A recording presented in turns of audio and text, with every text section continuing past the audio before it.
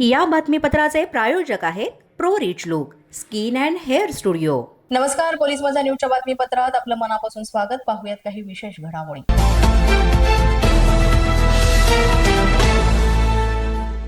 हिंगोलीमध्ये मतदानासाठी अवघे काही तास शिल्लक असतानाच भरारी पथकानं मोठी कारवाई केलेली आहे। भरारी पथकानं 1 कोटींची रक्कम जप्त केली आहे। ही रक्कम एका कंपनीची असल्याची पोलिसांनी माहिती दिली। एका 4 चाकी गाडीमधून ही रक्कम सापडली। हिंगोली शहरातील शेतकरी भवन परिसरामध्ये ही रक्कम पकडली गेली आहे। हिंगोलीमध्ये तब्बल 1 कोटी रुपयांची रोकड पकडण्यात आली आहे आणि ही रोकड कंपनीची असल्याची माहिती आता पोलिसांनी दिली आहे। मात्र निवडणुकीला मतदानाला अवघे काही तास शिल्लक असतानाच ही रोकड पकडली गेल्यानं खळबळ उडाली आहे। शेतकरी भवन या परिसरामध्ये पेट्रोलिंग करीत असताना पोलिसांना एक गाडी सापडली आणि त्या गाडीची चौकशी केली असता त्या ड्रायव्हरला विचारलं असता त्यांनी सांगितलं की या गाडीमध्ये रक्कम आहे आणि मग त्यानुसार पोलिसांनी या गोपनीय माहिती आधारे इथे तपासाची चक्र सुरू केली आणि यामध्ये ही एवढी मोठी रक्कम सापडलेली आहे। आता याचा पुढील तपास जो आहे तो पोलीस करीत आहेत।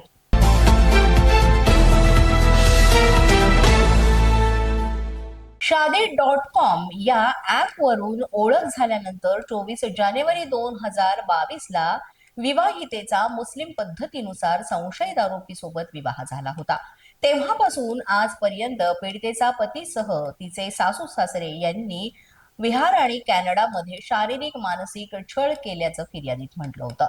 नवा व्यवसाय सुरू करण्याकरिता माहेरच्या विवाहितेनं पैसे आणून दिले नाही म्हणून सासू सासऱ्यांसह पतीनं शिवीगाळ मारहाण करीत छळ केला। तसंच लग्नात मिळालेले 8 तोळ्यांचे दागिने देखील बळजबरीनं हिसकावून घेतले होते आणि त्यानंतर तिला घरातून हाकलून दिलं होतं। त्यानंतर पतीनं लेखी स्वरूपात स्वतःच्या हस्ताक्षरामध्ये स्वाक्षरीसह 3 तलाकाचं पत्र कुरिअरद्वारे पाठवलं होतं। त्यानंतर पीडित महिलेनं महिला सुरक्षा शाखेकडे अर्ज केला होता। याबाबत वरिष्ठ पोलीस निरीक्षक विश्वास पाटील यांनी माहिती दिली आहे। पीडित आणि तिचा नवरा जो आहे त्यांची 2020 मध्ये शादी.com वर ओळख झाली होती। त्यावरून त्यांनी 22 मध्ये लग्न केलं होतं। तिचा जो नवरा आहे तो कॅनडामध्ये तेव्हा होता। त्याने भारतात येऊन तिच्याशी लग्न केलं आणि तो पुन्हा कॅनडात गेला। तो परत आल्यानंतर ही सांगत होते की एक तर मला तिकडे नाही तर मग इकडे व्यवसाय करू। त्यांनी सांगितलं की व्यवसायासाठी पैसे लागतील, मग ते पैसे तू घेऊन ये। त्या कारणावरून तो शारीरिक मानसिक छळ ते आणि त्याचे आई वडील करत होते। त्याबाबत त्या महिलेने तक्रार दिलेली आहे आणि त्यात तिने असंही म्हटलं आहे की याने मला तिकडे असतानाच मला कुरिअरने मला तलाक पाठवली आणि भारतात परत आल्यावर सुद्धा समोर देखील त्याने तलाक दिली। 3 तलाकचा हा गुन्हा आणि IPC जुना 498 याप्रमाणे गुन्हा दाखल आहे।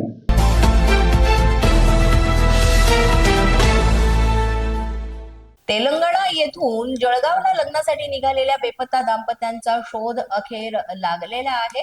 रस्त्याच्या कडेला असलेल्या विहिरीमध्ये या दाम्पत्याचा मृतदेह आढळून आलाय। झाडाझुडपांनी वेढलेल्या या विहिरीमध्ये दाम्पत्याची कार नेमकी गेलीच कशी असा प्रश्न त्यामुळे आता उपस्थित होतोय। लग्न सोहळ्यासाठी तेलंगणाहून जळगावला आलेले पद्मसिंग दामू पाटील आणि त्यांच्या पत्नी नम्रता पाटील या आपल्या मुलीसह तेलंगणामध्ये राहत होत्या। जळगावच्या पाचोऱ्यामध्ये 8 दिवसांची सुट्टी घेऊन हे दाम्पत्य लग्न समारंभासाठी आलं होतं। पद्मसिंग पाटील यांचा तेलंगणामध्ये सिमेंटचा व्यवसाय होता। मात्र जळगावला न पोहोचता त्या दोघांची गाडीमध्ये जे आहे ही विहिरीमध्ये गाडी आढळली आणि दोघांचे मृतदेहही काढण्यात आले आणि ते शवविच्छेदनासाठी पाठवण्यात आले। मात्र याचा पुढील तपास आता पोलीस करीत आहेत। नेमकी ही गाडी विहिरीमध्ये पडली कशी, या दोघांचा मृत्यू झाला कसा याबाबतचा तपास सुरू आहे।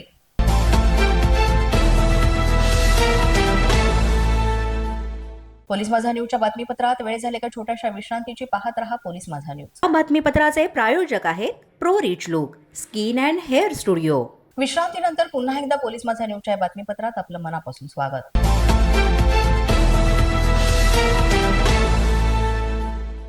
धनगर आंदोलक दीपक बोराडे यांची गाडी एका अज्ञातानं फोडल्याची बातमी मिळते। रात्रीच्या वेळेस अज्ञातानं बोराडे यांच्या गाडीची काच फोडली आणि मोठ्या प्रमाणात गाडीचं नुकसान केलंय। अज्ञात व्यक्ती हा रावसाहेब दानवेंचा कट्टर कार्यकर्ता असल्याचा संशय आता व्यक्त केला जातोय। धनगर आंदोलक दीपक बोराडे यांची गाडी अज्ञातानं फोडली, मात्र हा अज्ञात रावसाहेब दानवेंचा कट्टर कार्यकर्ता असल्याचा संशय व्यक्त केला जातोय।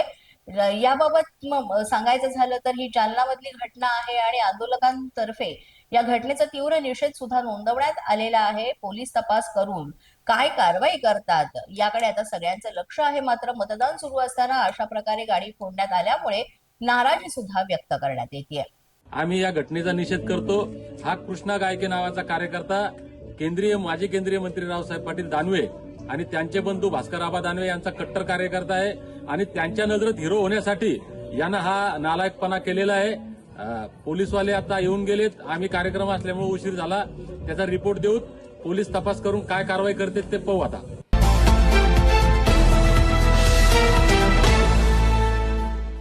नगर परिषद आणि नगरपंचायतीचा निकाल हा आता थेट 21 डिसेंबरला लागणार आहे. नागपूर खंडपीठानं हा महत्वाचा मोठा निर्णय दिलाय. आजच्या आणि पुढे ढकलल्या गेलेल्या निवडणुकीचा निकाल आता 21 डिसेंबरलाच मिळेल. नगर परिषद नगरपंचायतींची उद्याची मतमोजणी देखील आता पुढे ढकलण्यात आली. राज्यातल्या काही नगर परिषद आणि नगरपंचायतींच्या निवडणुका पुढे ढकलण्यात आल्या होत्या आणि आता आज झालेलं मतदान आणि 20 तारखेला होणाऱ्या मतदान या दोन्ही गोष्टींचा निकाल थेट 21 डिसेंबरला होणार आहे. निवडणूक आयोगाच्या या कामकाजाबद्दल आणि उच्च न्यायालयाच्या निर्णयाबाबत सुद्धा सर्वत्र नाराजीची प्रतिक्रिया उमटत आहे. यामध्ये मुख्यमंत्री देवेंद्र फडणवीस, उपमुख्यमंत्री एकनाथ शिंदे आणि विरोधक तसंच इतर लोकांनी सुद्धा नाराजी व्यक्त केली आहे. पोलीस माझा न्यूजच्या या बातमीपत्रात आज इतकंच. तुम्हाला आमचं बातमीपत्र कसं वाटतंय याबाबत अवश्य अभिप्राय कळवा. यासाठी पोलीस माझा न्यूजचं युट्यूब चॅनल सबस्क्राईब करा. तसंच आमचं फेसबुक, इंस्टाग्राम आणि ट्विटर अकाउंट फॉलो करा. अधिक माहितीसाठी आमच्या www.policemazhanews.com या वेबसाईटला भेट द्या. आमचे अधिकृत प्रतिनिधी व्हायचं असेल तर स्क्रीनवर दिलेल्या क्रमांकांवर आजच संपर्क साधा. आजच्या बातमीपत्रात इतकंच. पुन्हा भेटूया पुढील बातमीपत्रात. तोपर्यंत पाहत रहा पोलीस माझा न्यूज.